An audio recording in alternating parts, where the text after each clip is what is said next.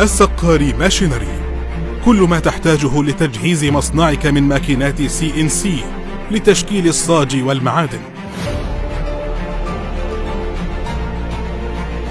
خبرة 66 عاما في خدمة الصناعة المصرية. الصناعة هي أساس الدول العظمى. الثورة الصناعية الرابعة هي العصر الصناعي الرئيسي الرابع منذ الثورة الصناعية الأولى في القرن ال18. يتميز بدمج التقنيات التي تطمس الخطوط الفاصلة بين المجالات المادية والرقمية والبيولوجية،